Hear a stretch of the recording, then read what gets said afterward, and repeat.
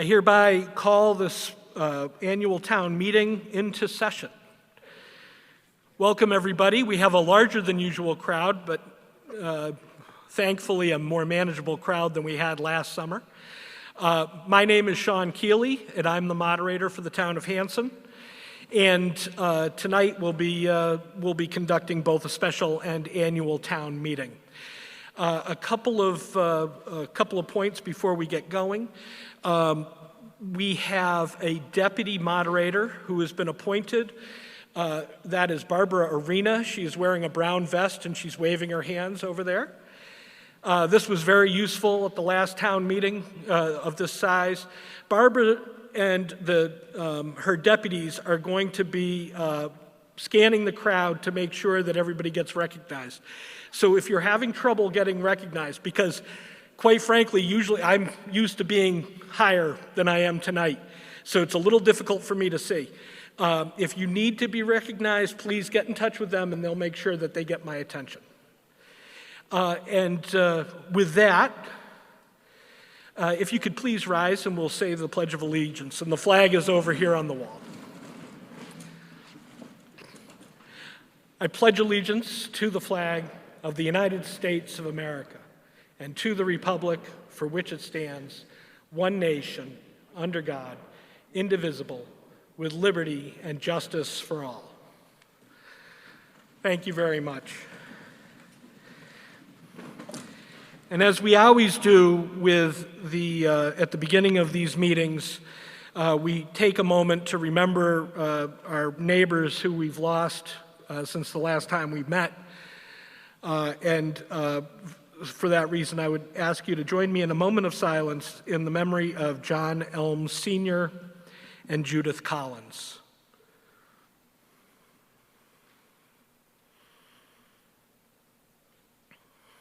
Thank you. And I think it's appropriate this year that we also take a moment to remember all the people that we've lost over the last year during this horrible pandemic. It's touched many of us, and fortunately we're starting to see the light at the end of the tunnel. So a moment of silence for all those we've lost.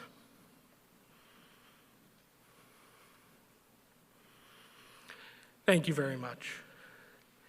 We also had a request this meeting to just have the people who are with me up here in the stage area introduce themselves to help you put faces to names. And so what I'll do is I'll start on it just generally. To my right are the Board of Selectmen. Right behind them are the town officers, including our intrepid town council who is visiting us tonight. And then to my left is the Finance Committee. Now the Finance Committee and the Selectmen are all volunteers. The Selectmen are elected to 3-year terms. The Finance Committee are appointed by me. And they serve 3-year terms as well, but they're the ones who work on the budget. So Kenny, or Mr. Mitchell, could you please introduce yourself? Oh, I don't think it was on.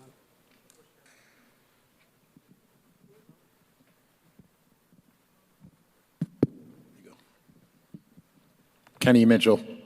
And Mr. Mitchell is the chair of the Board of Selectmen this term. Good evening, Matt Dyer. Laura Kennett. Jim Hickey. Wes Bloss.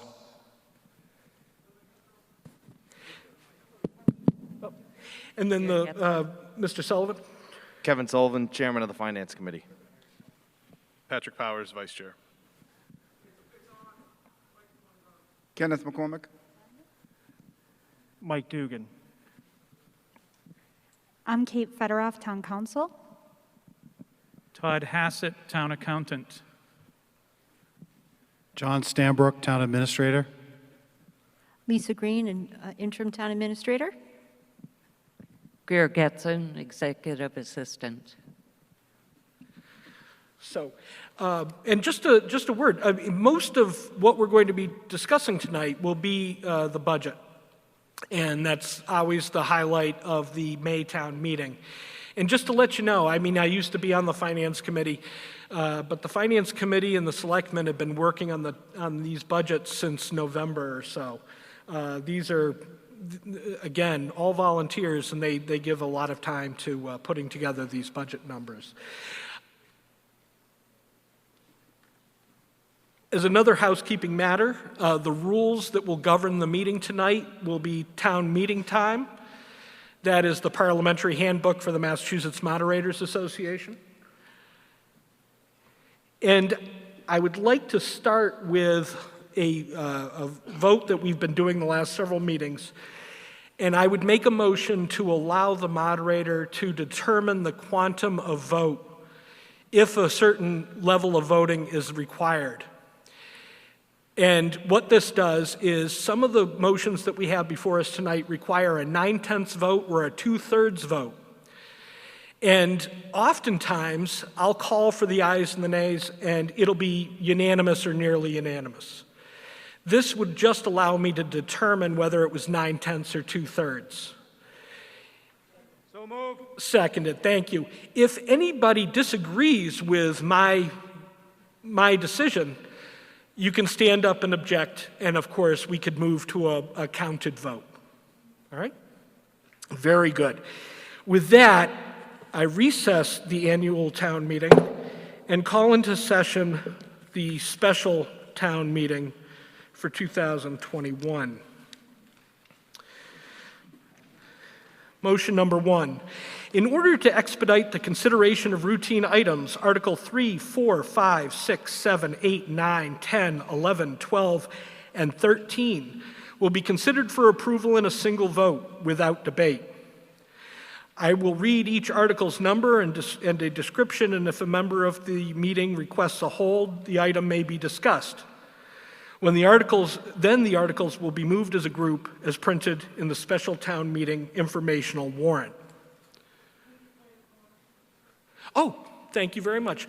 Madam Clerk has informed me that I should declare a quorum, which we have easily met. We have I don't have the exact number quite yet, but it's over 200 people. So thank you for joining us. So I'll read each article, and if anybody wants to debate it, then please yell hold. And it's a big room, so yell it as loudly as you can. Article 3, transfer for rooftop unit emergency repairs at Indian Head Elementary School. Article 4, transfer for the purchase of 10 tasers. Article 5, transfer for the purchase of 12 desktop laptop computers at the police station. Article 6, transfer for Winter Street culvert repair and replacement. Article 7, transfer for private road improvements. Article 8, transfer for purchase of highway commercial lawnmower. Article 9, transfer for Route 27 Main Street Poor Meadow Brook guardrail repair and replacement.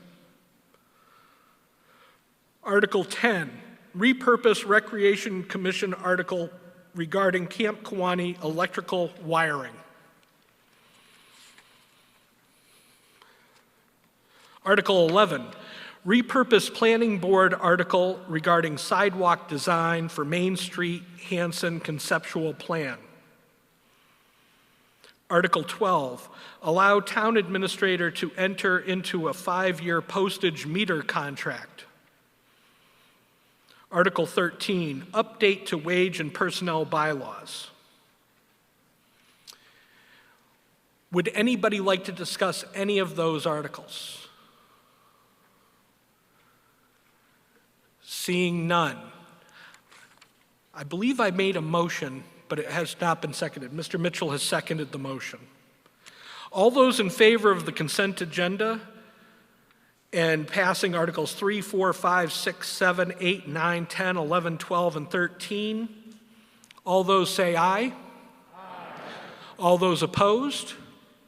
The ayes have it. The consent agenda passes.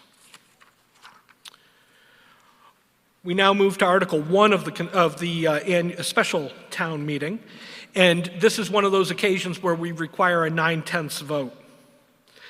I move the town vote to transfer $506.25 from free cash to pay an unpaid bill from prior fiscal years as printed in the special town meeting informational warrant. Seconded. Explanation. These funds are needed to pay prior year's bills received after the close of the fiscal year. And again, this requires a 9/10 vote. So all those in favor of Article 1 signify by saying aye. All those opposed, nay. The ayes have it by the required 9/10 vote. Article 2. I move the town vote to transfer $41,200 from free cash and $150,000 from ambulance receipts reserved for appropriation fund for a total to be transferred of $191,200 to supplement the appropriations listed under numbers 1, 2, and 3 in the special town meeting informational warrant that were previously voted on in Article 6 of the July 29, 2020 annual town meeting for the fiscal year beginning July 1st, 2020. And I move that the town vote to amend the vote taken pursuant to Article 7 of the July 29, 2020 annual town meeting to reduce fiscal year 21 Recreation Enterprise Fund estimated receipts by $39,219 and replace those estimated receipts with Recreation Enterprise Fund retained earnings. Seconded. Explanation. The purpose of this article is to supplement 4 line items in the current fiscal year's budget, fiscal year 21, in order to fund additional expenses incurred during the fiscal year. Do we have any questions or comments on Article 2?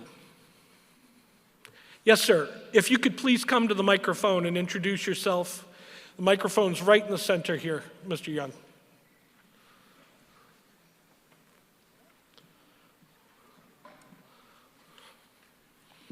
Bruce Young, 594 Indian Head Street.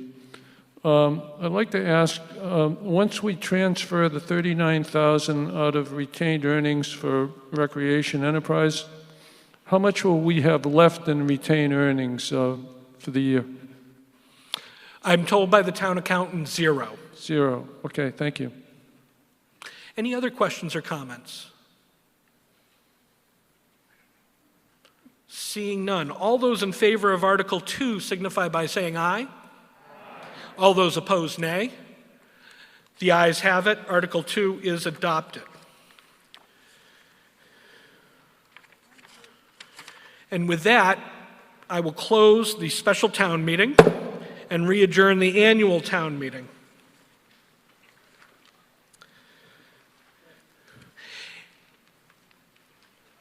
We are now on to the blue informational warrant. And once again, we start with a consent agenda. In order to expedite the consideration of routine items, Articles 1, 2, 3, 8, 9, 12, and 13 will be considered for approval in a single vote, without debate. I will read each article's number and a description, and if a member of the meeting requests a hold, the item may be discussed. Then the articles will be moved as a group, as printed in the annual town meeting informational warrant. Seconded. Article 1, to hear town reports. Article 2, authorizing treasurer to enter into compensating balance agreements. Article 3, salaries of elected officials. Article 8, Community Preservation Fund fiscal year 2022 budget. Article 9, capital improvement matrix acceptance. Article 12, Chapter 90 funds. Article 13, revolving funds spending limits. Would anybody like to debate any of those articles?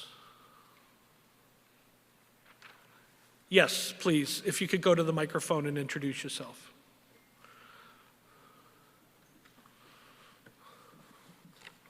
Hi, Alan Quimby Verity, 502 Indian Head Street. I would like to increase and wonder why such a small amount is allowed for the Nathaniel Thomas Mill. Pardon me, could you remove your mask because I can't make out what Okay, on Article 13, On the Nathaniel Thomas Mill, $1,500 are allowed. I think that's a really low amount to allow. If there's one thing going wrong with the mill, such as the old roof or anything, $1,500 isn't going to touch it. I would like to request a $3,000 on that. So you'd like to increase it to 18,000? $3,000. 3,000. I see. I'm sorry. I misheard you.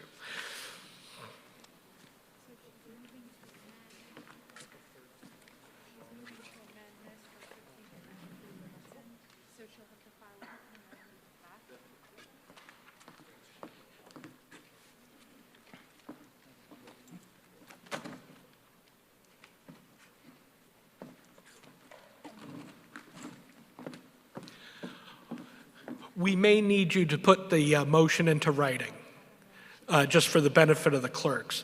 But one moment, this may answer your question. Yeah, absolutely. I'll recognize the town council. So this is just a point of clarification. A revolving fund is money coming in and money going out, and this just sets the spending limit. You're actually not appropriating money, so allowing them to spend taxation money. You're not appropriating money by this article. I just want to be sure that you're understanding that piece. Okay. And you're allowed to do it. If you need to do that, you have to file an amendment with Beth, the town clerk. But this isn't an appropriation. It really just, a revolving fund is money coming in through fees and then spent out of that. And $1,500 is just the limit in that account. Okay. All right, thank you. Would you like to continue with the amendment? No. Okay, thank you. Any other questions or concerns? Seeing none. All those in favor of, oh, I'm sorry. Yes, sir. If you could make it to the microphone, please.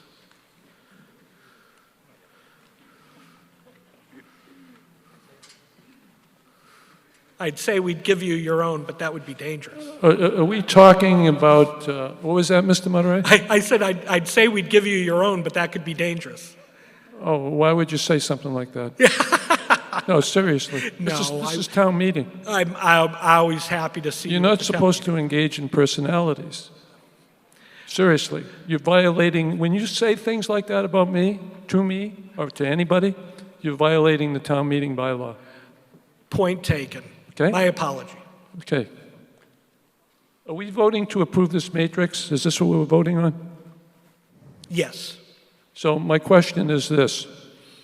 I notice in this matrix, it has many items that say that should be expended or should come up in fiscal 22. If I look at the regional school, I'm seeing almost everything in fiscal year 22. If I look at the Hanson Middle School, I'm seeing almost everything in the matrix in fiscal year 22. And Indian Head School, I'm seeing everything in fiscal 22. So my question is, are all of these things going to be expended for fiscal year 22?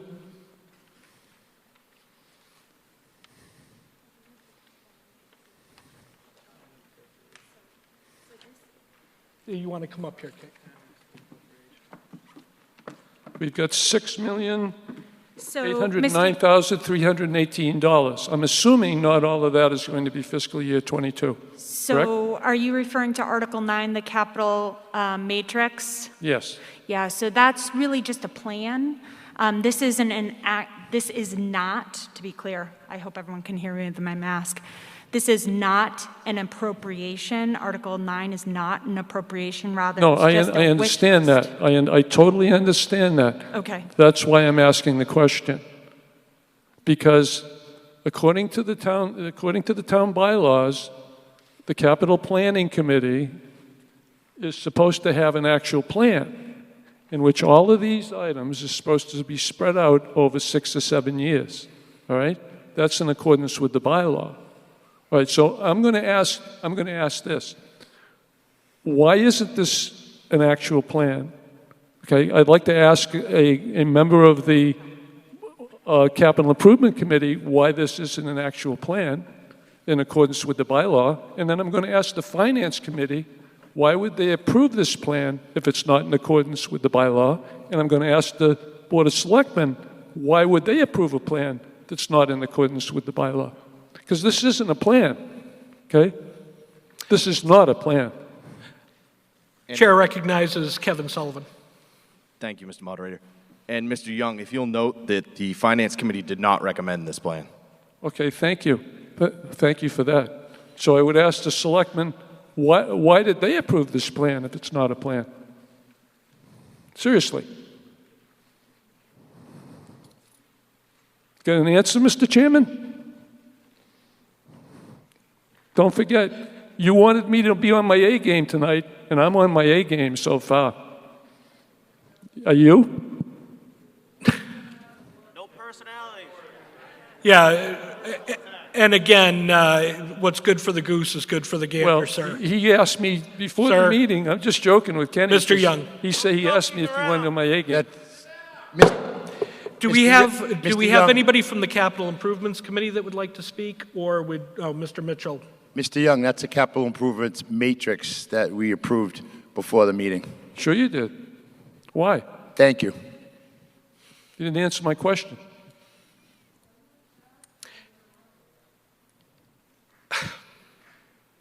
I'm still waiting for an answer.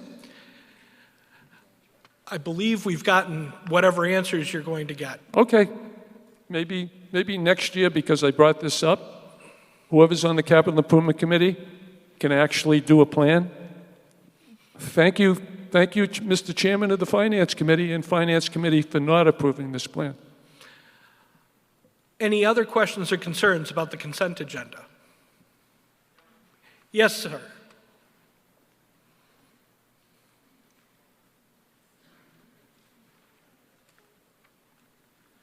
Frank Malisi, 604 Brook Street. It seems like most of these expenditures on here for the school are actually things that can't take 7 years to do. For example, a roof replacement, floor tiles. You have things like sprinkler irrigation systems in the lower field. But there are the things in here that do have multiple years of budgeting if they can handle multiple years of budgeting. I would think that a roof replacement is pretty urgent at the regional high school or the Indian Head. Also note lead paint removal is pretty important as well and shouldn't take 7 years to remove it from the schools. Thank you. Any other questions or concerns? Seeing none, all those in favor of passing the consent agenda, Articles 1, 2, 3, 8, 9, 12, and 13, signify by saying aye. Aye. All those opposed, nay. The ayes have it. The consent agenda passes. Article 4. I move the town vote to determine what sums of money the town will raise and appropriate by taxation, transfer from free cash, transfer from town ambulance funds, water department revenue, water surplus, Title V Special Revenue Fund, MWPAT loan repayments, receipts reserved for appropriation, conservation notice of intent fund, overlay surplus, and fund balance reserved for reduction of future excluded debt to defray charges and expenses of the town, including debt and interest, and to provide for a reserve fund for the 2022 fiscal year, as printed in the Finance Committee recommends column of the annual town meeting informational warrant budget spreadsheet entitled Article 4 if $1.85 million override does not pass. Seconded. This article refers to the fiscal year 2022 annual budget lines. These budgets will be funded at this level if the Proposition 2.5 override fails at the May 2021 annual town election. So, just by way of further explanation, you can follow along. What we're doing tonight is we're voting on two budgets. We're hopefully approving two budgets. One budget if the override does not pass, And Article 5 will be a budget if the override does pass. And so what I will do, as I always do at this meeting, is to read off the line numbers for each line, and I'll pause. And if anybody would like to debate that line, we'll come back to it at the end, and we'll have a discussion. And then we'll vote to accept that particular line. When all the lines have been accepted, then we'll vote on the budget as a whole. And then we get to do it all over again in Article 5.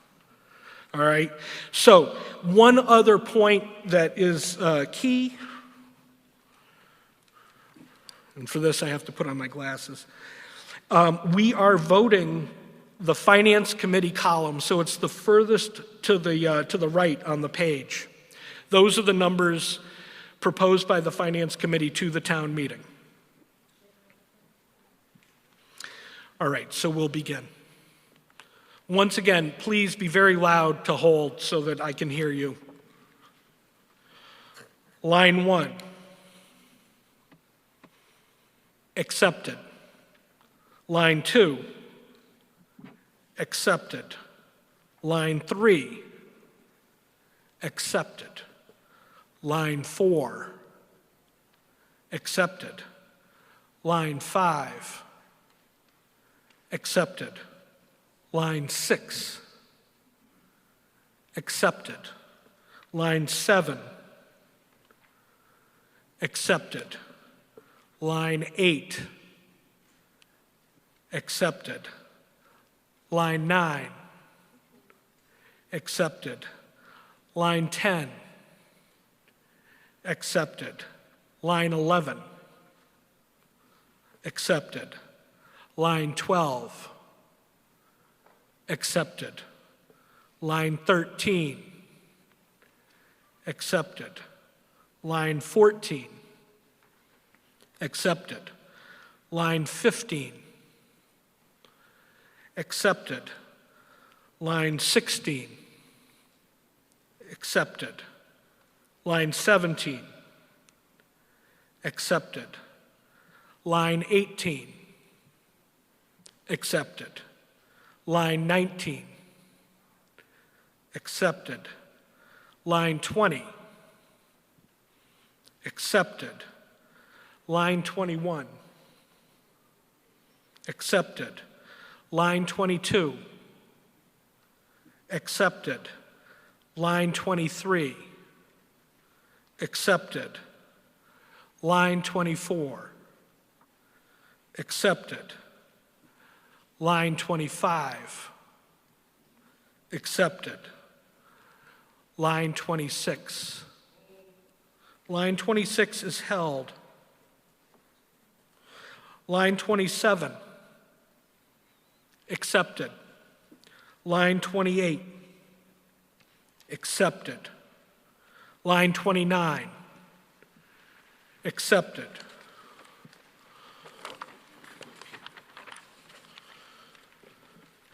Line 30. Accepted. Line 31. Accepted. Line 32. Line 32 is held. Line 33. Accepted. Line 34. Accepted. Line 35. Accepted. Line 36.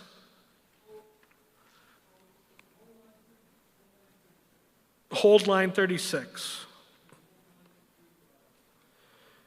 You wish to hold line 35? Line 35 is held. Line 37. Hold. Line 37 is held. Line 38. Accepted. Line 39. Accepted. Line 40. Line 40 is held. Line 41. Accepted. Line 42. Accepted. Line 43. Accepted. Line 44. Accepted. Line 45. Accepted. Line 46. Accepted. Line 47. Accepted. Line 48. Accepted. Line 49. Accepted.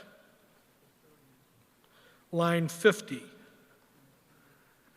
Accepted. Line 51. Accepted. Line 52. Accepted. Line 53. Accepted. On line 54, oh, I'm sorry, there is no correction. That's the correct number. Line 54. Line 54 is held. Line 55. Accepted. Line 56. Accepted. Line 57. Accepted. Line 58. Accepted. Line 59. Accepted. Line 60. Line 60 is held. Line 61. Accepted. Line 62. Accepted. Line 63. Accepted. Line 64. Accepted. Line 65. Accepted. Line 66. Accepted. Line 67. Accepted. Line 68. Was that a hold? Line 68 is held. Line 69. Accepted. Line 70. Accepted. Line 71. Accepted. Line 72. Accepted. Line 73. Line 73 is held. Line 74. Accepted.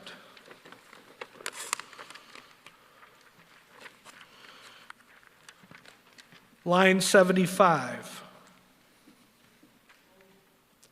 Line 75 is held. Line 76. Accepted. Line 77. Accepted. Line 78. Accepted. Line 79.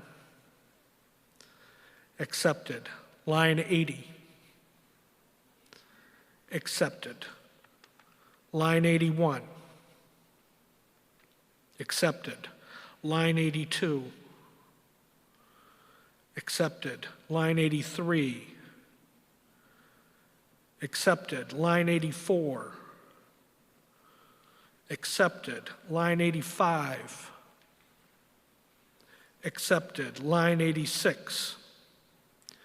Accepted. Line 87. Accepted. Line 88. Accepted. So that brings us to the ends of the lines. Now, we have several that have been held. Mr. Young? Pardon me? Oh, I'm sorry. Bruce, stay right there.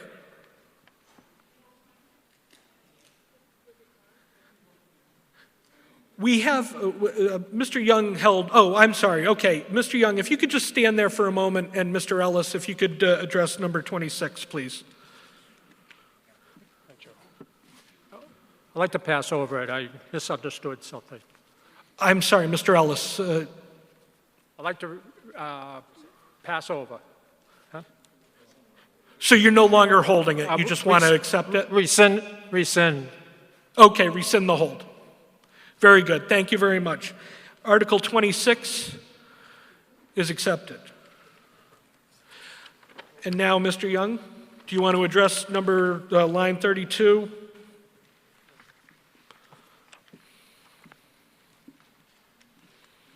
You and I talked earlier. I'm going to do this all in one motion, if I could. Yes, please. But And does the clerk have a copy of your motion?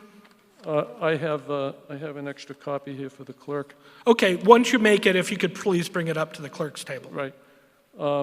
Before I do that and make my motion, I'd like to just ask one question on one of the lines I held, which is line number.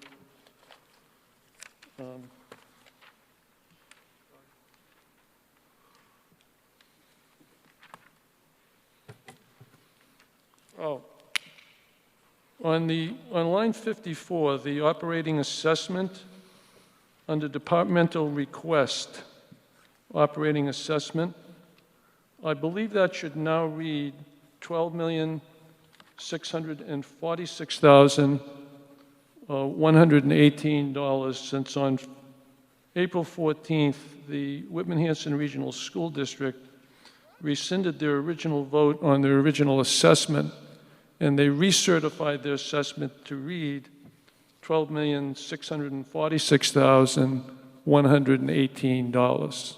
I believe that should be corrected to read that. And for the record, sir, that's the number I have under the Finance Committee column in my warrant. I'm looking at the informational warrant. So am I.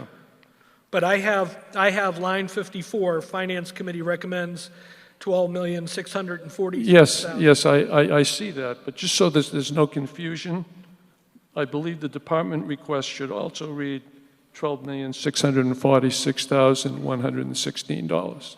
Very good. That may have been an oversight, yeah. And the reason I say that is because anyone looking at this report would think that the Finance Committee is recommending an actual cut in the school committee assessment.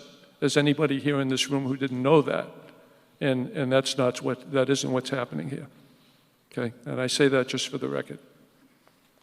All right, with that, and before I make the motion, the reason for my motion is this.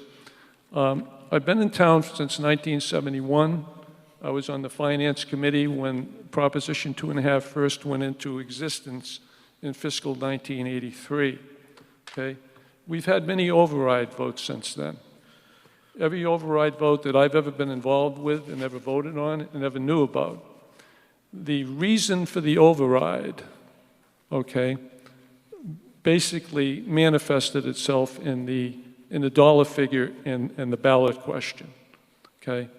And I can't sit here in good conscience and support a budget like this, knowing that the reason for the financial crisis that Hanson is in and the $1,850,000 deficit is basically because, and you mentioned at the forum quite aptly the other night when I watched you on TV, you said that the reason for it is basically the passage last year of the amendment to the regional school agreement that took us from the percentage of pupils method to this year 100% to the statutory or wealth-based method of assessment till time in memoriam, okay?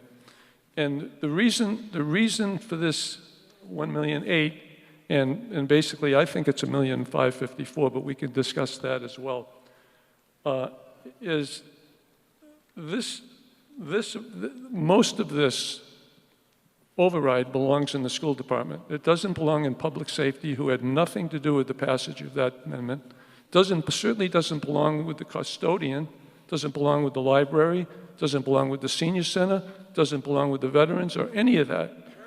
And that's the reason I'm about to make this amendment, okay? So you're going to make a motion? I'm going to make a motion, but I wanted to just say why I'm making the motion first. I move to amend the following lines in the budget as follows. Line 32, under the Finance Committee recommendation to read $56,707. Line 35, police salaries, $2,457,425. I'm adjusting these up to the departmental requests line. Capital outlay, $135,000. Fire and ambulance salaries, line 40, $2,185,908. Line 54, Whitman-Hanson Regional School District operating assessment, $11,366,961. Line 60, highway salaries, $538,073. Line 68, Council on Aging, $124,833. Line 73, Veterans Assistance, $30,000. And line 75, $322,778. So what I've basically done is take all those public safety lines and some of those other departments like Council on Aging, Veterans, and Library, and moved them up to the departmental request, and then showed the difference. This is just a wash between taking those, adding them into those lines, and taking the total of those lines out of the school department where the override really should come, as far as I'm concerned. It would be just like if it was a federal law passed to increase and double the fire and police personnel in the town, and we asked the school department to take $500,000 of the hit. It's the same thing. The override belongs in the department where the reason lies. And the reason for it lies in the assessment in the school department. It's the only reason I'm doing it. It's the only reason my assessment's being made. And do we have a second to that motion? Could you state who makes the second? Steve Smith seconds. Okay. And I also would like to add this, Mr. Moderator.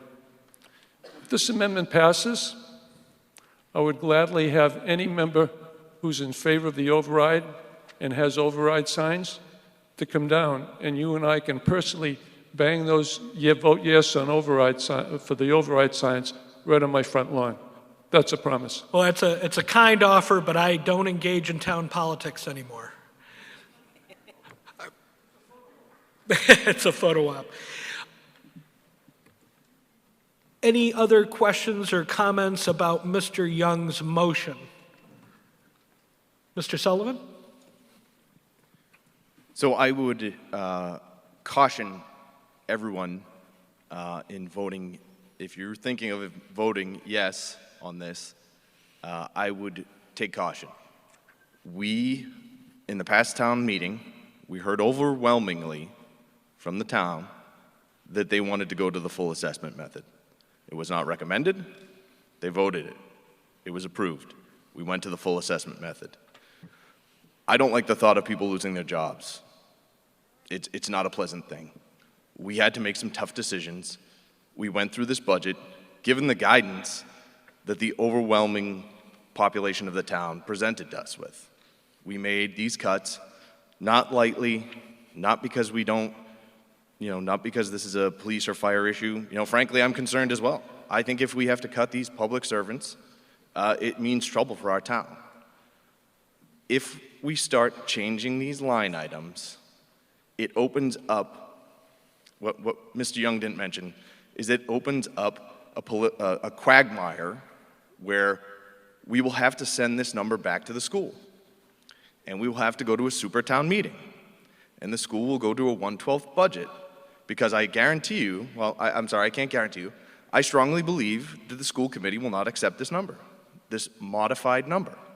They will kick it back. They will send us to a 1/12 budget. We will go to super town meeting. Whitman has agreed to this number.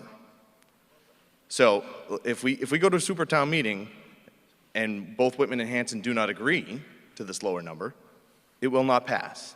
So we carved this budget with care. This wasn't done lightly. This is where we are. If we go to a super town meeting, it gives the school committee the opportunity to reopen the entire budget. And so the concessions that they have given us can go away. They can raise the budget again. It's not in the normal procedure. Once they usually set a budget, the budget can be lowered, but it cannot be raised. If we vote to change the number and we go beyond in the next steps, it will reopen the entire budget for the school. So, everyone, this is the information we went with. We didn't do this lightly. Unfortunately, this is where we are. We need this override to pull us out of a deficit that will not go away.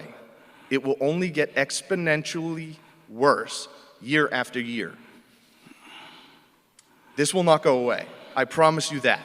Because we didn't take care of it last year when we recommended that we have a smaller override last year. We filled the budget with free cash, which is the cardinal sin of municipal finance, is using free cash to fund an operating budget. So I would urge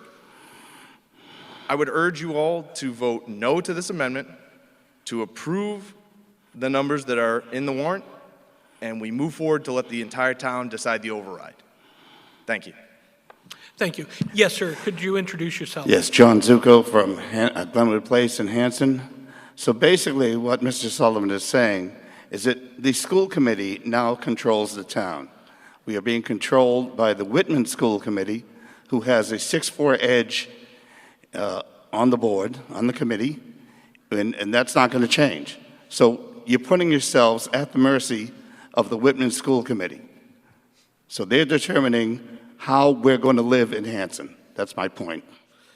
Okay, we have multiple microphones going. Mr. Hayes, did you want to make a comment? Just one moment. I'll let Mr. Sullivan respond. The school committee does not control us. It's a fact of being part of a regional school district. This is just facts. They're not manipulating us. They set their number. If the towns agree to it, that's the number. If the towns don't agree, we go to super town meeting. And it goes on and on. Excuse me, sir, let me finish. One moment, Mr. Zucco. No one controls us.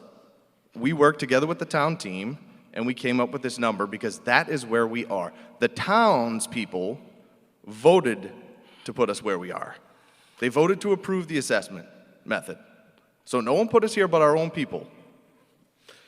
Mr. Zucco. So when do we go to 5-5 on the school committee? Yeah. I don't control that. Well, then we're being controlled by Whitman once again. So what you just stated is totally false. One moment, Mr. Young. We have somebody. Did you want? Yes, sir. In the back, please.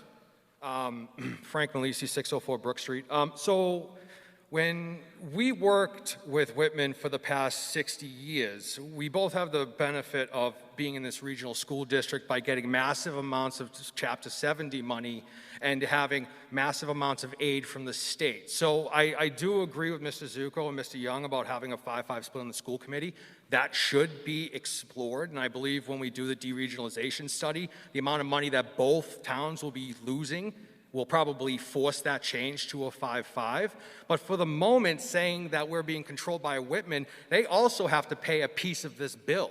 It's not like we're paying all of their taxes there, right? We have to pay just as much as they have to pay. If the school budget's raised to an unlimited amount, they also have to pay taxes on that unlimited amount. Nobody is saying that the school committee should have an unbalanced, an unaudited checkbook and just give them massive amounts of cash just because they asked for it. But to say that this is simply just because of the school budget and this whole situation because of the school budget is not an accurate representation. Did the school budget do something to make this happen? Yes, but it is definitely not the only reason for this to be happening.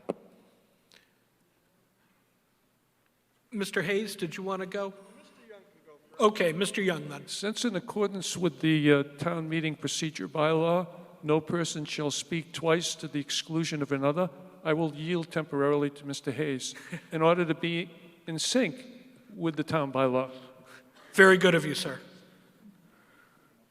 Ladies and gentlemen, I concur with the Finance Committee and the Board of Selectmen.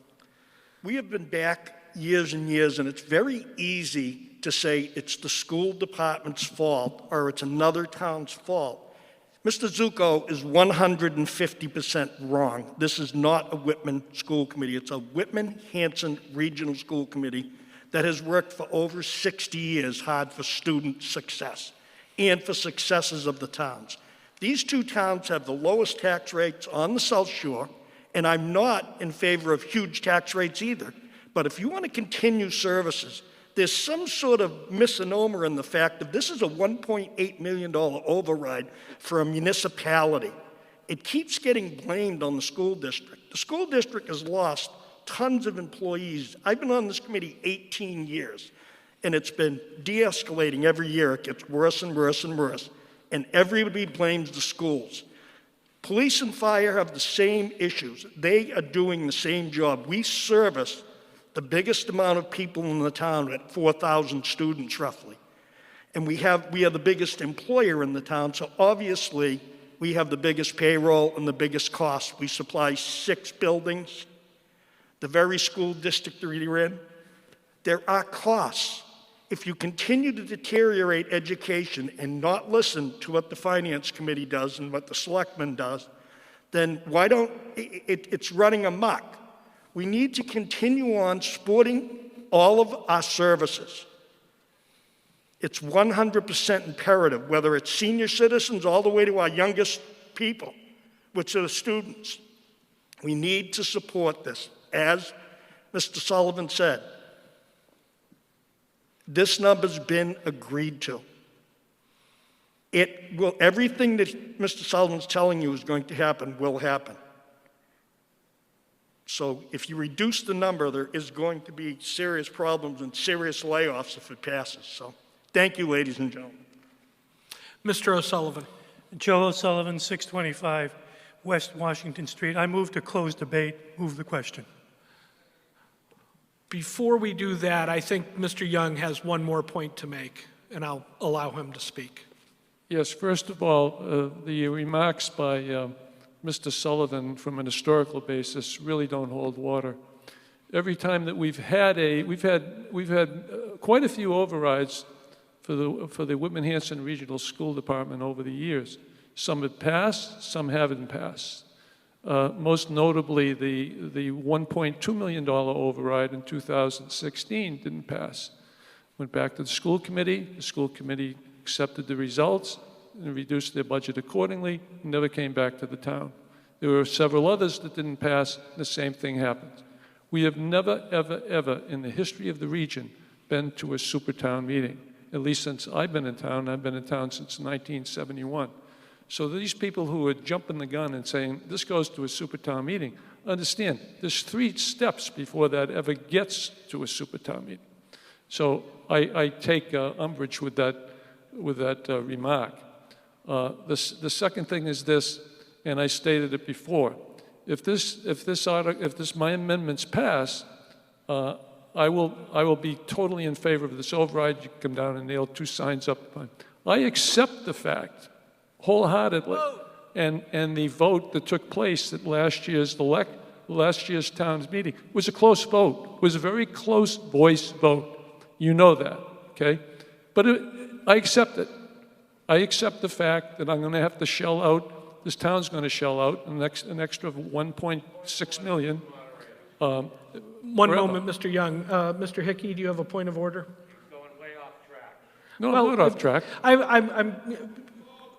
I'm not going to say that, but I'm going to say if we could... wrap it up. The other thing I'd like to ask before I leave the podium, is the deficit now $1,850,000 or is it $1,545,000?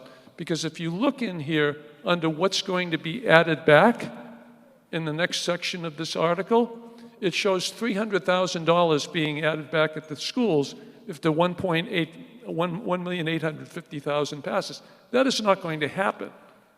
There is no cut in the schools, so there's nothing to add back if the override. So can somebody clarify whether the deficit is $1,545,000 or is it $1,850,000? And what does that do with the ballot question? Mr. Mitchell.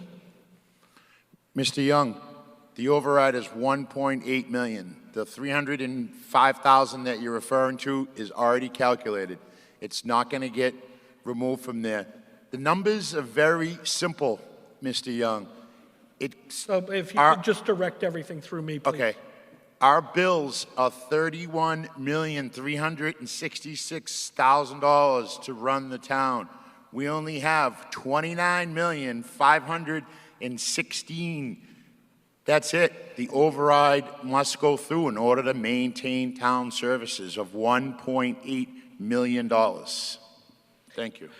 Mr. Howard, briefly. One more, excuse me. Sure, Mr. Mitchell. I urge you not to support Mr. Young's motion. Thank you. Mr. Howard. Yes, Chris Howard, 17 Equus Drive.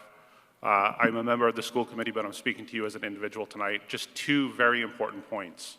So one, it's important for everyone to understand that, as Mr. Sullivan articulated, there is a real possibility of a super town meeting. So everyone is clear, it requires a 2/3 vote of the school committee to pass a budget. So that's 7 members.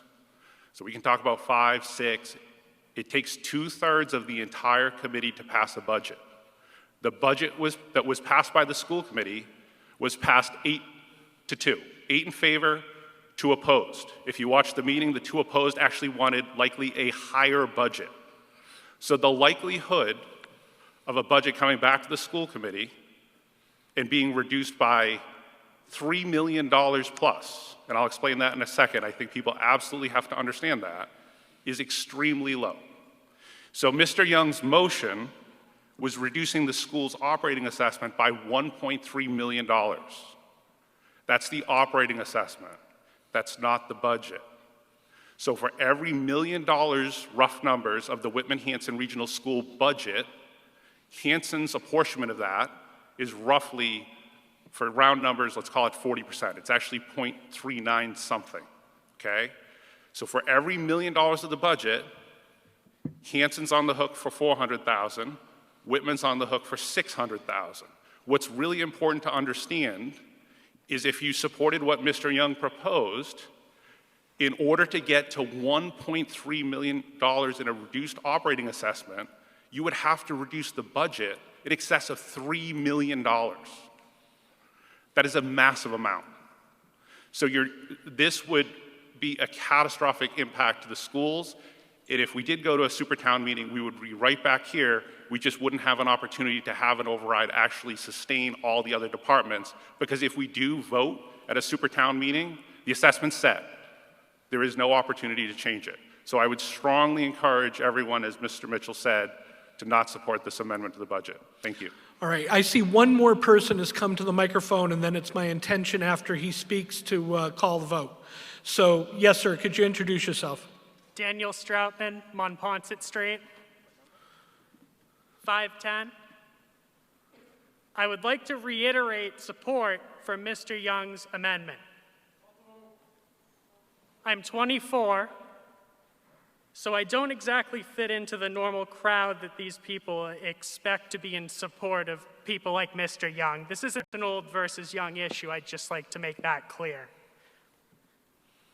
From my perspective, and from the perspective of a lot of people in this town, when we have an override like the previous $1.2 million, essentially school-based override, be shot down, and then we see $1.85 million come back with our public safety positions essentially being held hostage to guarantee the passing of the school's requested money. Frankly, I find it abhorrent. There is a division here, as many people have said. It's a division created by our own elected officials, and that is enough. It needs to end. Thank you. Very good. So, Mr. Young, have you submitted your motion to the clerk?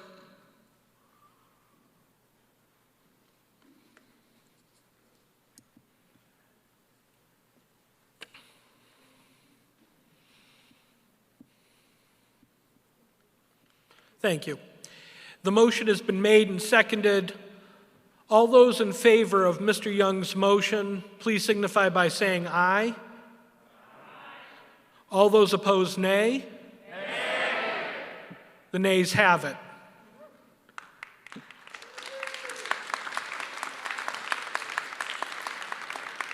Were any other lines held that need to be discussed? Seeing none.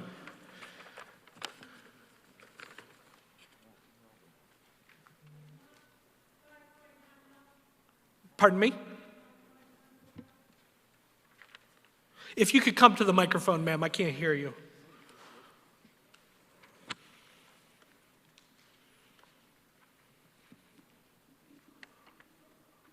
Did not someone hold 541? 541. Oh, excuse me, 68. 68.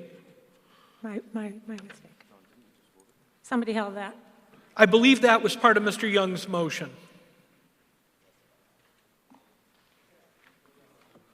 It was. Okay. So it's now been accepted Thank you. as listed by the Finance Committee. So any general discussion on the budget? Seeing none. All those in favor of Article 4, please signify by saying aye. Aye. All those opposed, nay. The ayes have it. Article 4 is adopted. Article 5. The first one was so nice, we're going to do it twice. No, that's not true. These numbers are different. So, again, we are voting on the Finance Committee recommended column for Article 5. And again, this is the budget if the override passes. So once again, I'm going to read the lines, and if you would like to hold, please. Oh, I'm sorry, I need to read the motion. Article 5. I move the town raise and appropriate an additional $1,850,000 from taxation to fund various town departments and for regional school assessments in fiscal year 2022 as printed in the Finance Committee recommends annual town meeting informational warrant budget spreadsheet entitled Article 5 if $1.85 million override passes. Provided, however, that the amounts raised and appropriated hereunder shall be expressly contingent upon approval by the voters at an election of a so-called Proposition 2.5 override question in accordance with the provisions of Chapter 59, Section 21C(G) of the general laws. Seconded by Mr. Mitchell. So once again, I'll go through the lines. Line 1. Accepted. Line 2, accepted. Line 3, accepted. Line 4, accepted. Line 5, accepted. Line 6, accepted. Line 7, accepted. Line 8, accepted. Line 9, accepted. Line 10, accepted. Line 11, accepted. Line 24, line 12, accepted. Line 13, accepted. Line 14, accepted. Line 15, accepted. Line 16, accepted. Line 17, accepted. Line 18, accepted. Line 19, accepted. Line 20, accepted. Line 21, accepted. Line 22, accepted. Line 23, accepted. Line 24, accepted. Line 25, accepted. Line 26, accepted. Line 27, accepted. Line 28, accepted. Line 29, accepted. Line 30, accepted. Line 31, accepted. Line 32, accepted. Line 33, accepted. Line 34, accepted. Line 35, accepted. Line 36, accepted. Line 37, accepted. Line 38, accepted. Line 39, accepted. Line 40, accepted. Line 41, accepted. Line 42, accepted. Line 43, accepted. Line 44, accepted. Line 45, accepted. Line 46, accepted. Line 47, accepted. Line 48, accepted. Line 49, accepted. Line 50, accepted. Line 51, accepted. Line 52, accepted. Line 53, accepted. Line 54. Line 54 is held. Line 55, accepted. Line 56, accepted. Line 57, accepted. Line 58, accepted. Line 59, accepted. Line 60, accepted. Line 61, accepted. Line 62, accepted. Line 63. Did I hear a hold? No. Line 63, that would have been unusual street sweeping, yes. Line 63, accepted. Line 64, accepted. Line 65, accepted. Line 66, accepted. Line 67, accepted. Line 68, accepted. Line 69, accepted. Line 70, accepted. Line 71, accepted. Line 72, accepted. Line 73, accepted. Line 74, accepted. Line 75, accepted. Line 76, accepted. Line 77, accepted. Line 78, accepted. Line 79, accepted. Line 80, accepted. Line 81, accepted. Line 82, accepted. Line 83, accepted. Line 84, accepted. Line 85, accepted. Line 86, accepted. Line 87, accepted. Line 88, accepted. So we had one held line, that was line 54.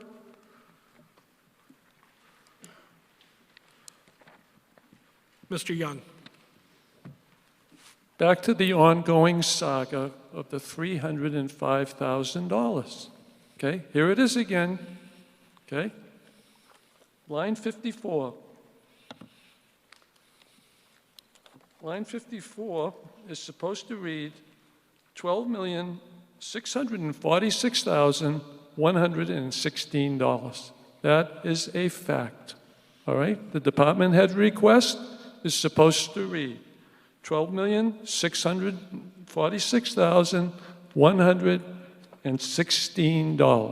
$18. Okay? That is the new certified assessment finance committee of the Whitman-Hanson Regional School District. Where are you squirreling away the $305,000? What's your plan for it? Because it doesn't belong in there. You know that. I know that. Everybody here knows that. The superintendent of schools knows that. Bob Hayes knows that. So what is the story? Where is the $305,000? Why are you putting it back into their assessment? Only they can do that. You can't do that. So where is it? So Mr. Sullivan. When we came up with the override number, we looked at where the department requests were at that point in time. That reflects to us the bare minimum going forward. Our goal in creating, and unfortunately having to present this override to the town, is presenting a position so that next fiscal year, when we are all sitting here, we're not already starting in a deficit. No. So that is where the... Mr. Young, hold on. Mr. Young. This is not how it Mr. works, Young. and you know that. Mr. Young, I haven't recognized you. Mr. ahead. Sullivan. Go ahead, Mr. Sullivan. No, I'm the one who calls on him. Our job is to ensure the financial well-being of this town. Looking at where we are and where we're going, the school committee made some small cuts. In the grand scheme of their budget, they are small cuts. These cuts may not be there next year, so we looked at setting us off on a level footing for next year. So by our calculations, we should be on level footing and ready to go next year without starting immediately $300,000 in the hole. Because if we didn't, we would start even further. Every time we do this, we keep leaving ourselves in a little bit of a hole, and over time, that hole keeps growing. Last year, the override I think we proposed was about $800,000. Now it jumped $1 million in a year.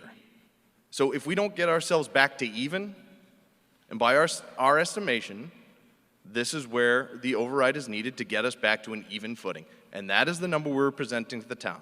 We're not squirreling it away. And in addition, Mr. Young, I'm not done. Oh, through me, please. Sorry, Mr. Moderator. In addition, any unencumbered balances will roll into free cash the following year. Mr. Young. I have never heard of anything so ridiculous in my entire life. We're taking the school committee's certified assessment, and we're adding $305,000 to it at town meeting. I've never heard of such a thing. This does not belong as part of the override. It does not belong in this line. And I urge everybody, regardless of your political affiliation and how you feel, to not increase this line over and above what the school committee certified its assessment for. And why are we just hearing about this now, getting to the last stages of voting this budget? This is called total non-transparency. Good grief. I was looking for an answer for this since 4/14, when you didn't change it. And we're just getting it now as a surprise? This is ridiculous. I'm going to move to amend the line to the school committee, to the actual school committee certified assessment of 12 million, where is it? This is the most ridiculous thing I've ever seen.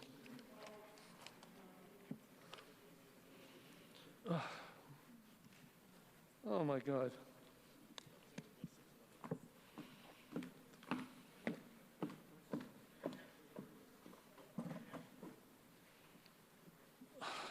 $12,646,116. The same as it was the first time we voted for it.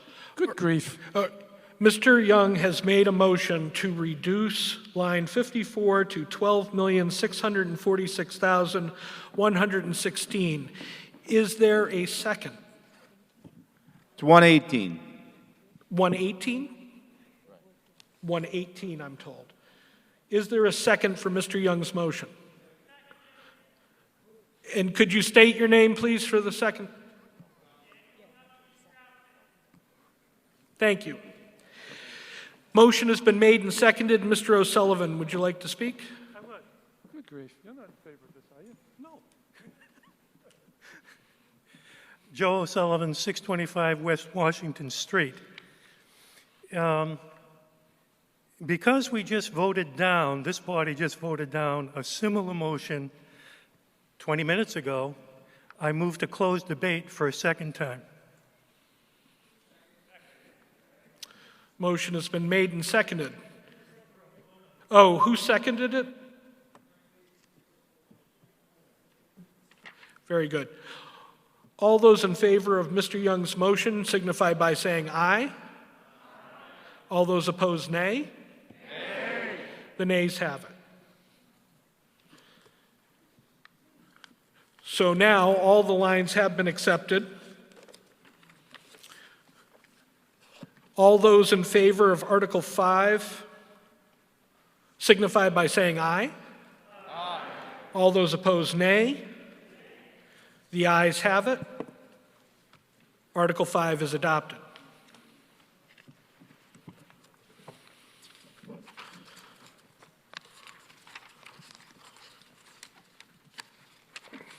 Article 6. I move the town vote to raise and appropriate $131,590 from fiscal year 2022 Recreation Enterprise Fund revenues to operate the Recreation Department during fiscal year 2022 under the provisions of Massachusetts General Laws, Chapter 44, Section 53F1/2, as printed in the annual town meeting informational warrant. Seconded by Mr. Mitchell. Does anybody have any questions or concerns about the three budget line item numbers printed in the warrant? Seeing none. Oh, the explanation. Recreation program costs will be shown in this enterprise fund budget. This budget will not receive a general fund subsidy in fiscal year 2022. All those in favor of Article 6 signify by saying aye. All those opposed, nay. The ayes have it. Article 6 is adopted. Article 7.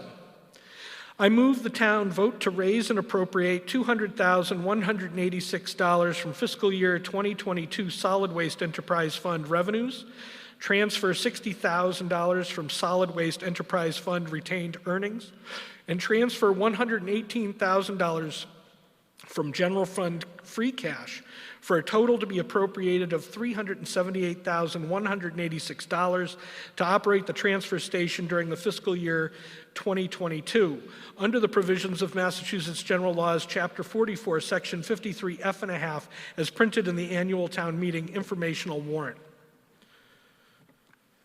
Seconded by Mr. Mitchell. Explanation. The total costs of operating the transfer station for fiscal year 22 will be shown in this budget. Salaries, indirect costs, and a portion of expenses will come from program revenues and from other funds. Any questions or comments on Article 7? Yes, sir, if you could come to the microphone.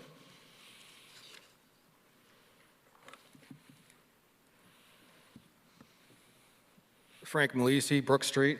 If I'm not mistaken, and I'm sure somebody will correct me if I'm wrong, isn't the transfer station supposed to be fully funded by the revenue of the transfer station? And if so, why are we taking almost $120,000 out of our free fund cash to fund that? Mr. Sullivan. Yes, the intent is that the enterprise funds are supposed to be self-sufficient. So in theory, it's not mandated, but in theory, they should raise enough money to be self-sufficient. That has never been the case with the transfer station. Unfortunately, from the very moment we started pay-as-you-throw, it was a downward spiral with regard to increasing hauling costs. And I can't get into too much of you'd have to ask the Board of Health. But in theory, yes. In practice, no. We've always had to subsidize it with some sort of tax, through taxation or some other means. Thank you, Mrs. Sullivan. I trust your explanation there. I'm sorry, I'm new to this town meeting thing. Would it be proper for me to make a motion to reduce that amount of free cash that we're putting into the transfer station down to $18,000 and take the $100,000 other and put it into our free cash flow? You can make that motion. I would like to make that motion then. Very good. Could you restate it, sir? I would like to make a motion to take the general fund free cash from $118,000 down to $18,000, putting the remaining $100,000 back into our free cash flow. Yes, if you could write it down, sir, and bring it to the clerk. Can I use one of these cards to write it down on? Well, that's your voting card. If you come up, we have some paper, I believe. I will gladly do that. I'll do that right now. Thank you.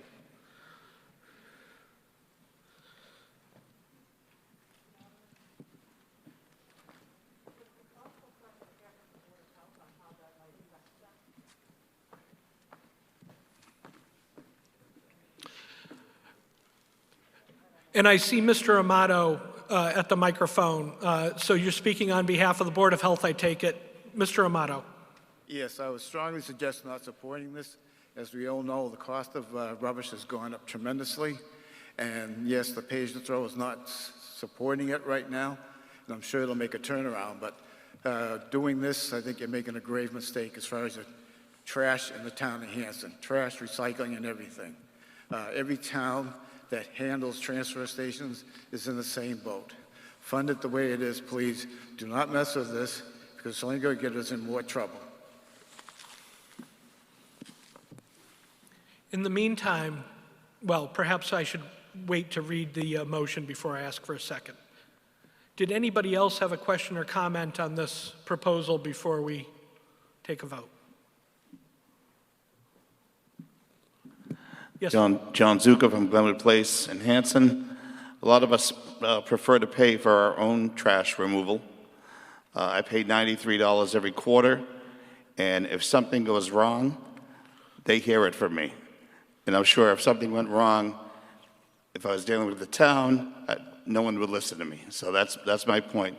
Why give more money to the place where most of us, you can go down my street, everyone's using private trash collection.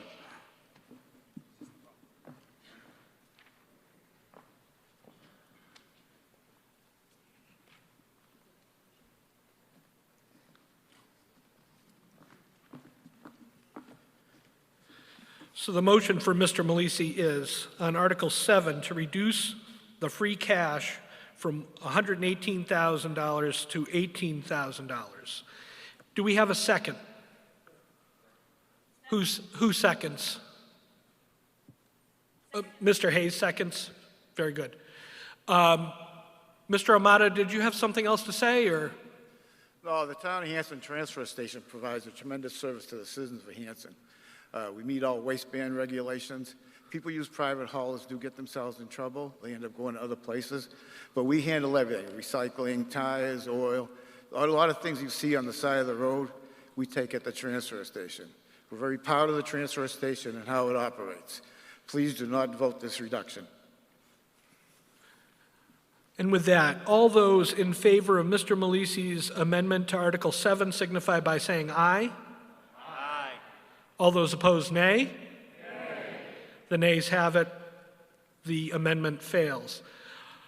Moving on to Article 7, all those in favor of Article 7 signify by saying aye. Aye. All those opposed, nay. The ayes have it. Article 7 is adopted. Articles 8 and 9 were handled in the consent agenda. Article 10.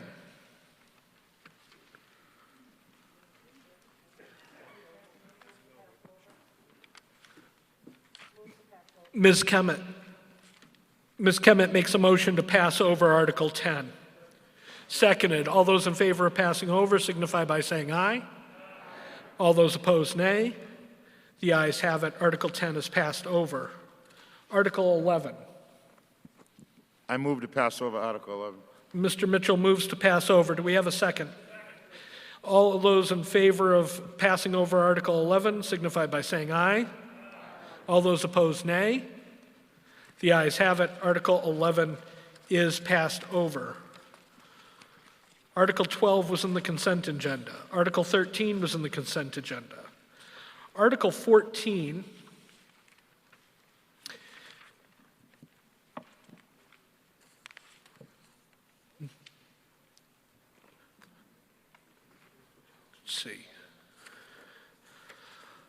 I move the town vote to approve $10,516,372 indebtedness authorized by the Regional District School Committee of the South Shore Regional Vocational School District to pay costs of remodeling and making extraordinary repairs to the South Shore Regional Vocational Technical High School, including the payment of all costs incidental and related thereto, as more fully described in the district's 2018 Facilities Master Plan, provided, however, that upon the completion of the improvements described in the district's 2018 Facilities Master Plan, the district shall not borrow or expend any balance of this amount without the prior approval of the district's member towns in accordance with the provisions of Massachusetts General Laws, Chapter 71, Section 16D. Seconded. The explanation here is the article will allow the South Shore Regional School Vocational School District, better known as the district in this case, to borrow for various capital projects from the district's Facilities Master Plan. Debt allocation is based on the district regional agreement, which calculates proportional student enrollment from the 3 fiscal years that precede the year that the debt is authorized. Based on a fiscal year 21 authorization, Hanson's debt share would be 13.65%. This authorization has no impact on the fiscal year 22 budget. The district intends to phase in projects from the fiscal year 23 to fiscal year 28, and the borrowing costs will be part of the district's proposed annual assessment starting in fiscal year 23. Now, in the warrant, there had originally been a number of $18,960,537. Mr. Hickey, who represents us on the South Shore Regional Vocational School District, came to us with a lower number and asked that I substitute that number in the main motion. And so that's why the number may be different. The number of the motion is $10,516,372.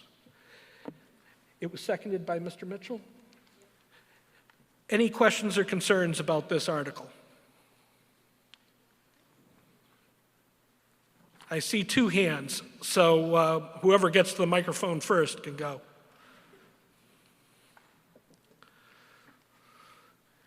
Once again, if you could just introduce yourself. We'll take the lady in the back first. Hi, Audrey Miller, East Washington Street. Can I just hear from the Finance Committee why they don't recommend, and is there also anybody from the school to tell us what's really needed? I mean, I drive by that school and it does look like it's pretty run down and probably needs some work, but is there anybody here to tell us what they need? Mr. Hickey, would you like to address that first? And then we'll come to Mr. Sullivan.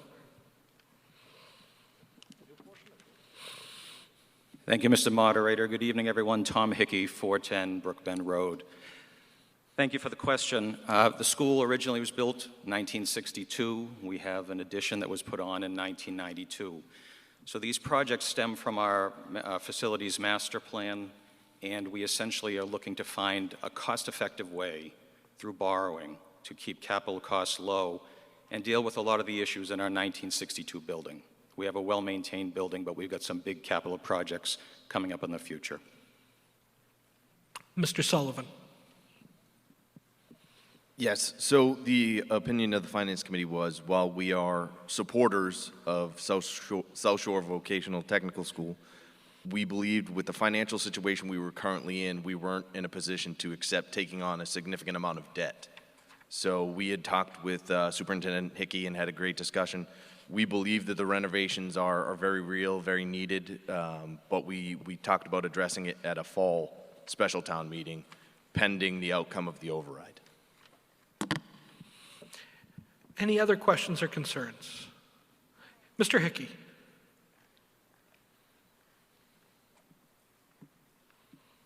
Thank you, Mr. Moderator. I do appreciate the Finance Committee's diligence in this. As an 8-town region, we need all 8 towns to support this in order for the borrowing to move forward. And that's the reason why the timing may seem a bit counterintuitive right now. But with this borrowing plan, we would actually see Hanson's capital costs go down by about $30,000 a year starting in fiscal '25. Before we get to Mr. Malisi, there was another question up front here. You're all set? Very good. Mr. Malisi. So I see for the fiscal year 23, 24, and 25, you guys have interest rates listed on here. Those interest rates locked in for this particular loan? Are they, can they increase double this in the next year? How does that exactly work? And a second question for that, would it then, if those interest rates change, would it then be put back to a vote for the town so that we could then decide what the money will actually be? Mr. Hickey. Thank you. Our financial advisor is giving us these estimated numbers. So they are, to answer the question, they are not locked in, but they are based on a best estimate of the Fed not raising interest rates probably through the end of calendar year 23. So the plan would be to do interest-only borrowing in fiscal 23 and 24, which is why the estimated costs are very low, with the anticipation that we'd have upwards of a 2.5% interest rate for bonding for 20 years starting in fiscal 25. Thank you. Any other questions or concerns? Yes. Joe Campbell, 150 Woodbine Ave. Through you, Mr. Moderator, to Mr. Hickey, you said of the 8 towns that need to vote, could you give us a report on the other 7 towns?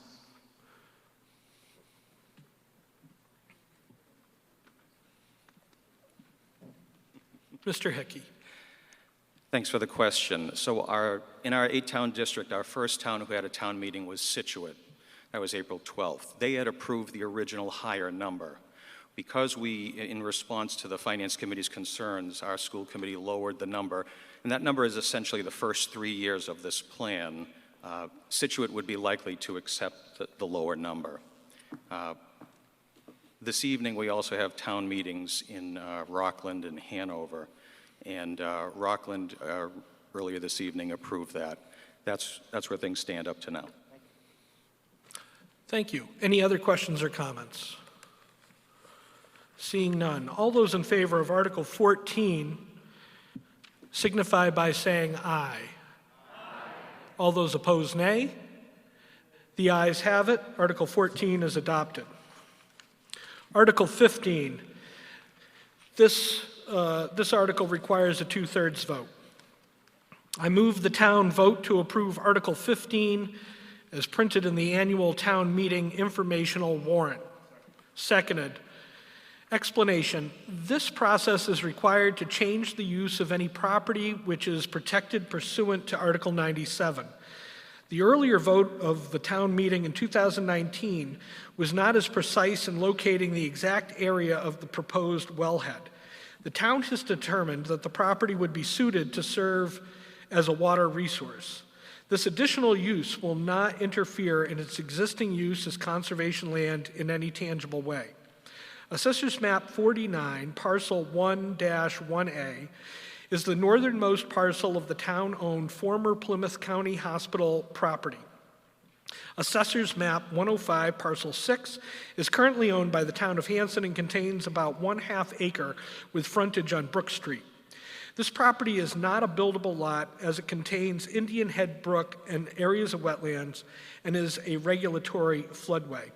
It is adjacent to Parcel 7, which is under the care and custody of the Conservation Commission, and is a link to the Indian Head Brook Greenway. In addition to replacing the property to be used for wellhead purposes, transferring this property to the control of the Conservation Commission will ensure that the public will have access to the trails and open space in the area, and will also allow for other passive recreational activities, as well as allowing the Commission to monitor the site and conduct activities to maintain and support retention of the site in its natural, scenic, and open condition for wildlife conservation, native habitat protection, protection of scenic views, and other conservation uses. Any questions or concerns? Mr. Ellis. Good evening. Don Ellis, 742 High Street. I'm chairman of the Plymouth County Final Reuse Committee for the future park approved previously by the selectmen in the town meeting. The committee was not approached nor notified of this proposal to take 25.42 acres of the future pristine parkland and put it under the control of conservation. This park plans are not yet finalized. The committee is working with an engineer and the final design and needed infrastructure. To swap 8.5 acres for 25 acres is just not right.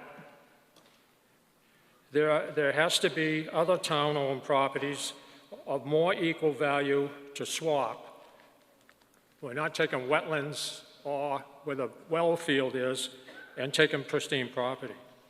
Also, the area that they're taking or asking for is it's more than half of the whole hospital grounds.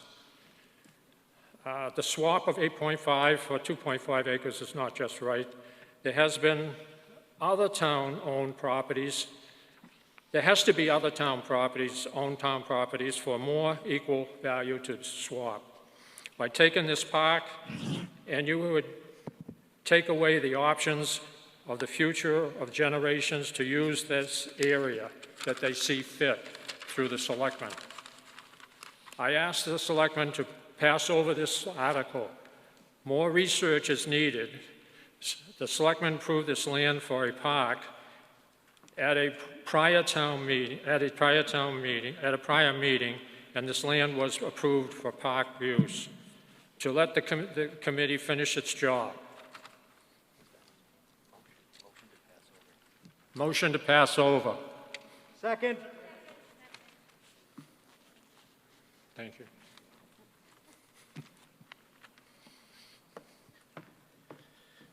So we have a motion to pass over. Should I take it up first or have the discussion? I think you should, if you can get a second on So we should go to discussion or? Okay. So we have a motion to pass over. We have a second. So we'll have discussion on the motion itself. Usually that bleeds into the propriety of the entire article, but I'll use my best judgment. Mr. Clemens.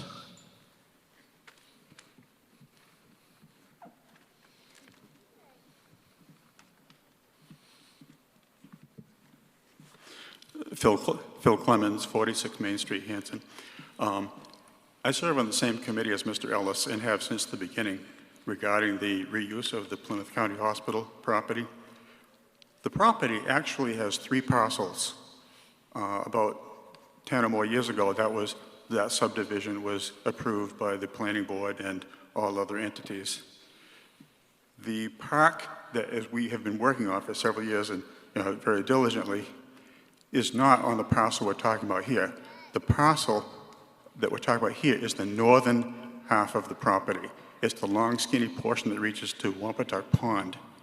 The part where the park would go is parcels 1 and 2, the southern half that has frontage on High Street, some frontage on Pierce Avenue, the place where the actual buildings used to be.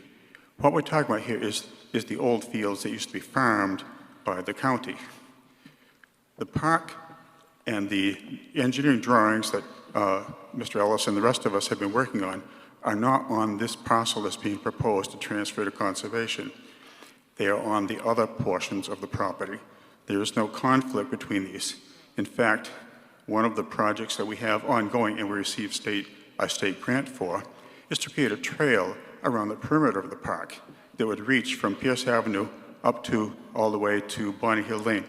This would extend into this other portion of the property and would represent an excellent introduction of this parcel into a more organized passive use trail system. That would be 100% consistent with the future more developed park area. It actually, I think, moves us towards more fulfillment of the final Plymouth County Hospital Reuse Committee's mission. We would have most likely a park on the southern portion and active conservation management of this other area, this northern part we're speaking of here. For the last 20 years, no one has been managing this piece of property. The fields are being lost to invasive species of vegetation, thorns and undesirable species of different plants and things like that. We would propose to manage it and regain the scenic advantage of the property. And one other thing is the Article 97 swap, so to speak, it requires, and that's Article 97 of the state constitution, it requires you to replace with equal or greater amount of land, something that is changed from conservation to a non-conservation use. This is a win-win. No land is being bought, no land is being purchased, no land is being given up. We simply want to continue using the hospital property for open space, which it has been for many, many years. It's just no one has been managing it. Conservation would now be enabled to manage it. And the park area, which, as Mr. Ellis says, would be very desirable for future generations, is untouched by this. It simply completes the picture. So the Webster Billings area, very happy that it is suitable for water production. The number one reason for preserving open space by surveys of people in this town are for water sources. Again, this is a win-win-win situation, and I would urge us not to pass over, but rather to approve this article. This also will enable the water department to continue planning the new wells.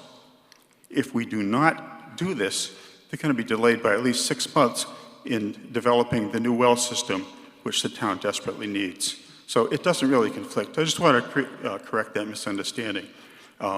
There's plenty of land to go around, both for conservation and for park activities, and this will all support increasing the town's water supply by probably something like 30%. So we all win. Mr. Blas. In the end, Mr. Moderator, I do support Mr. Clemens and the Conservation Commission because I do think it's the right idea and we are under time constraints. But I do recognize, and I think everyone in this room should recognize, that we'll blame it on the pandemic or something else, but it's kind of negligent to think that no one in the town thought to actually approach the Plymouth County Hospital Reuse Committee and discuss this with them before this was brought before us. I will just confess myself negligent. I voted for this just assuming that this had been taken care of between all the committees, and it seems strange that the committee that we have granted the authority to create this park system is the one committee we decided not to bring into the loop. So while I myself will vote to move forward, I totally understand Mr. Ellis's frustration, I guess.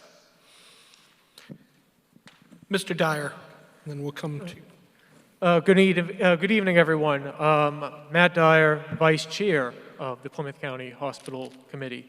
Mr. Clemens is correct that we need to move forward on this motion, and I urge everyone here to do so. The Board of Selectmen actually did vote on this on the Plymouth County Park concept of having passive recreation up at Plymouth County Hospital. And if you read in the motion, it says, yes, we'll give the control to the Conservation Commission, and it will ensure that the public will have access to and open space in the area, and will be also for other passive recreation activities by allowing the commission to move forward on the site. So with that being said, this article will allow Plymouth County Hospital Park to move forward, just like the Board of Selectmen had voted for many moons ago for passive recreation. So I urge you to vote in support of Article 15. Thank you. All right. We have several people lined up, but I just want to take a moment. I see we've been joined by our Senator Michael Brady. So welcome. Thank you for coming. And I hope you're keeping busy up on Beacon Hill.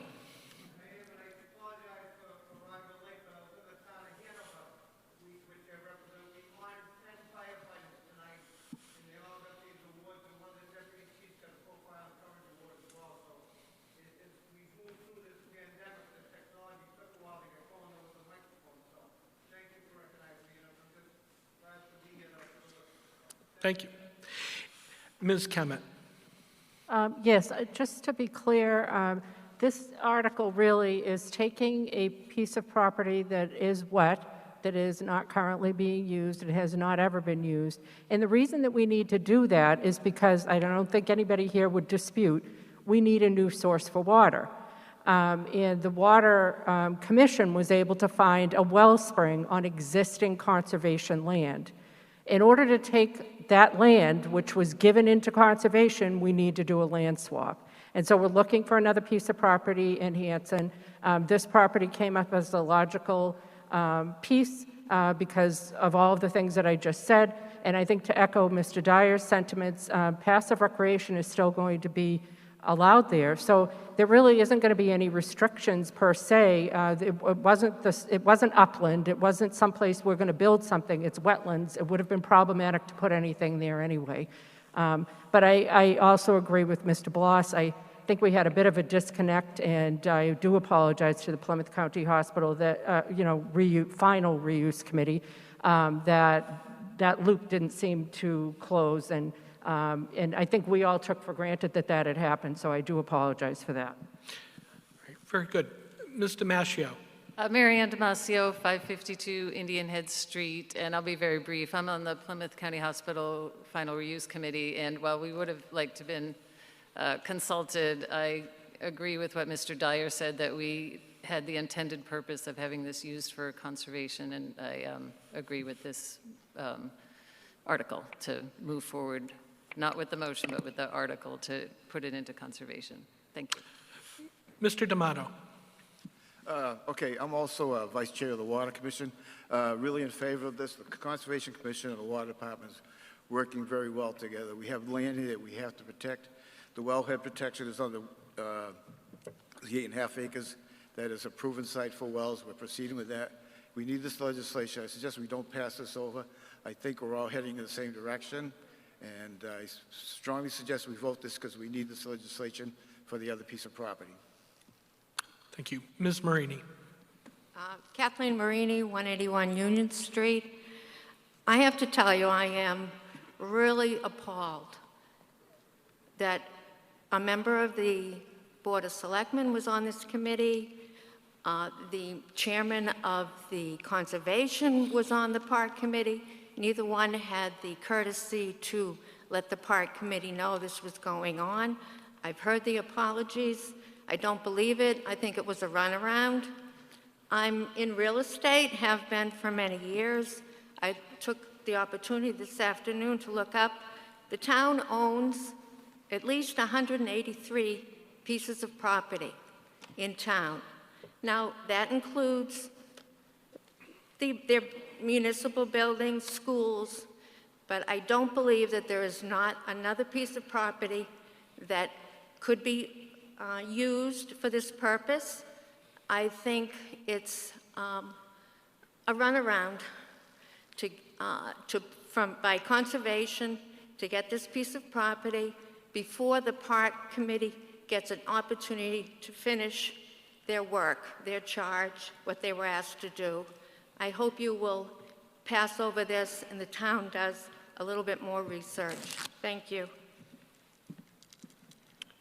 And I believe after this comment, perhaps we could bring this to a close. Yes, ma'am. Hi, it's louder than I expected. My name is Kathy Gernhardt, resident 66 Bonnie Hill Lane. I am also on the reuse committee, and though I am a little troubled that we didn't know about this article ahead of time, I would like to urge that in the interest of us needing another well, as well as the ecological enormity of our situation as a whole in society, I think I'd like to vote yes on this article, that we move forward and pass over our differences about how this came about. Thank you. Would you like the final word, Mr. Ellis?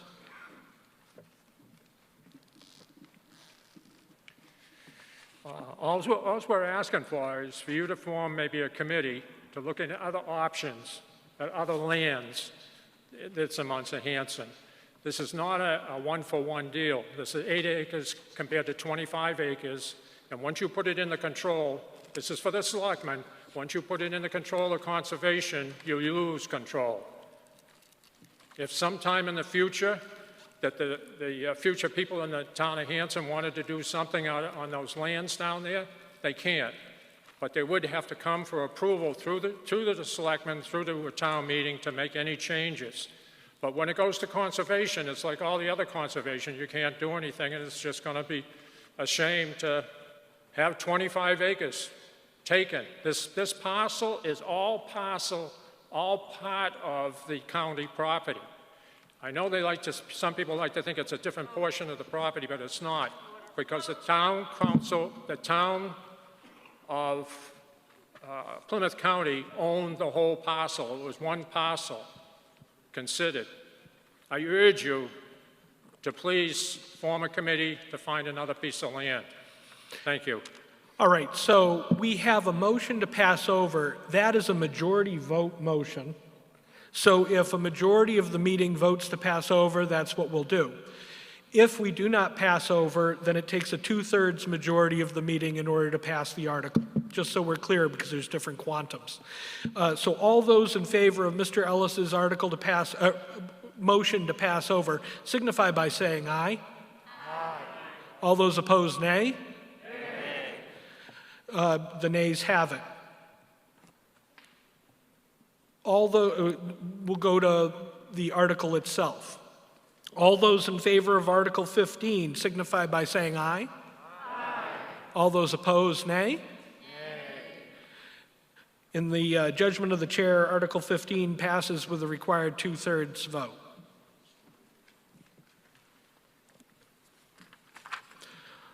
Article 16. Now there's been a change in your program here.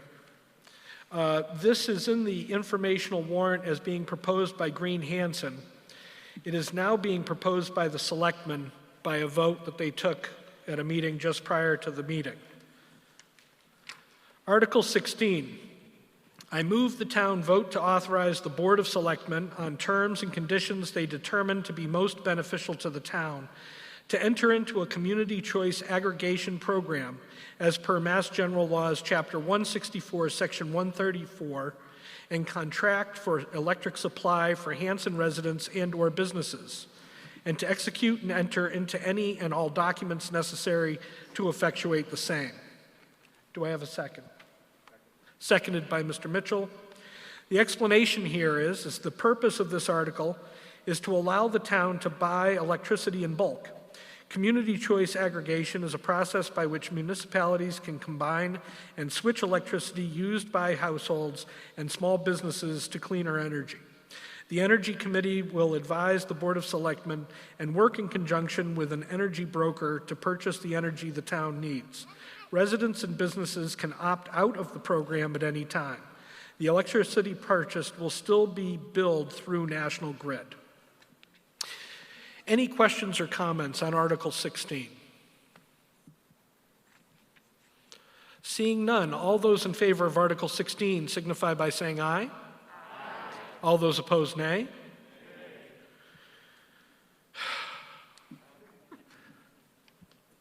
The chair is in doubt. Let's try this one more time, just for on voice vote. All those in favor signify by saying aye. All those opposed, nay? Nay. That time I thought the ayes had it. Would anybody like to go to account? Mr. Young asked for account. Therefore, I'll ask the tellers to take a vote. If you could please use your blue card provided to you when you checked in. All those in favor of Article 16 signify by holding up your blue card now.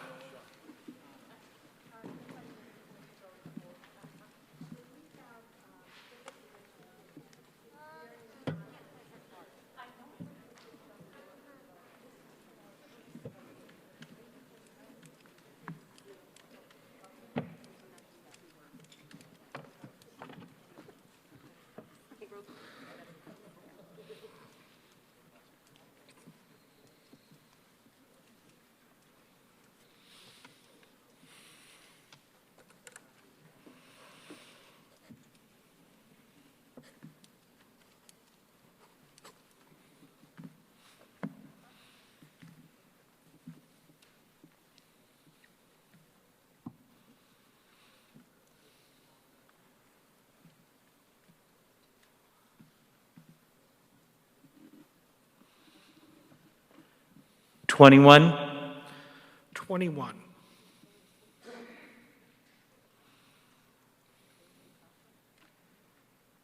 64. 64. 53. 53.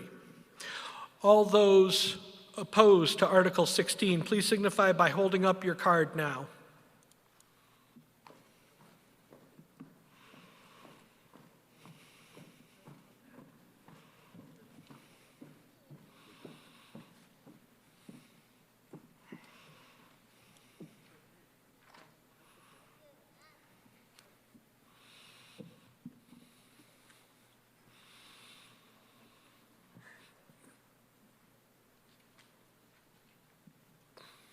Nineteen. 19. 15. 15. 3. 3.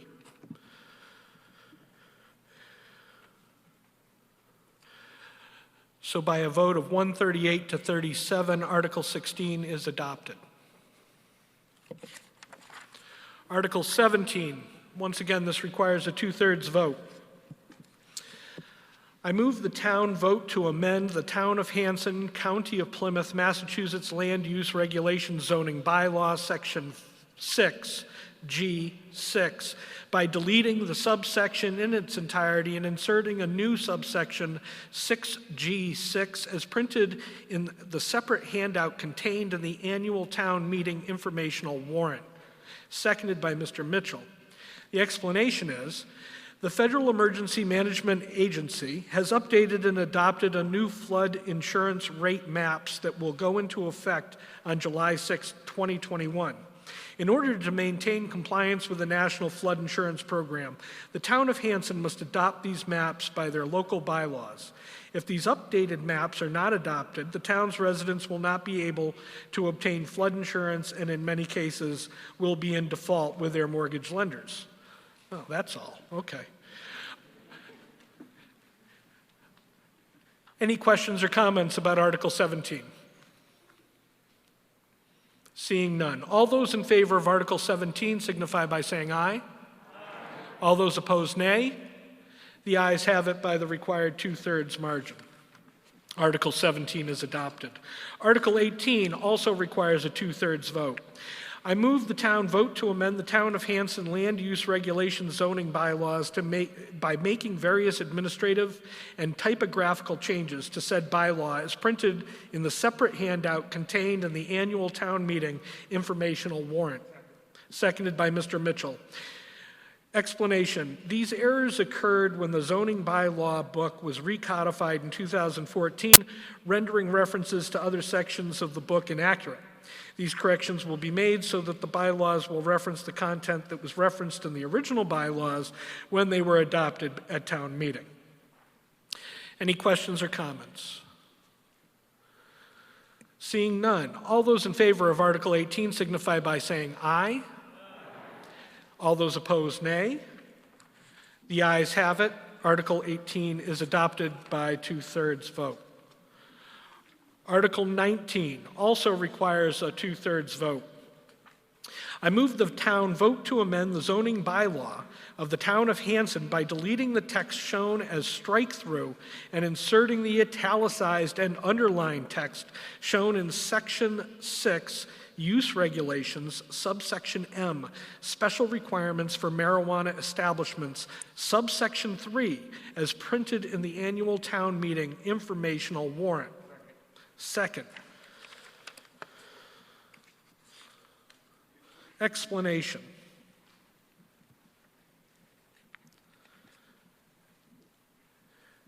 This article will change the zoning bylaws to allow cannabis delivery establishments to be located in Hanson and to deliver cannabis to consumers not from a fixed location.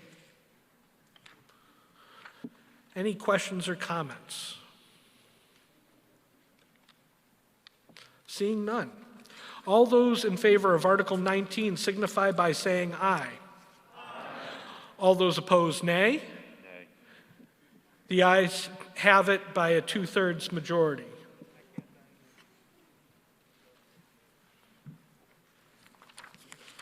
Very good. Now, I had this committed to memory, but I just wanted to make an announcement about the election coming up. It will be held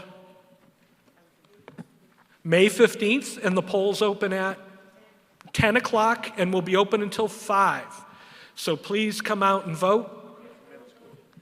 And there is early voting. Get in touch with the clerk's office concerning that. And with that, thank you all very much for your patience and for your wonderful debate tonight. I now adjourn the meeting sine die.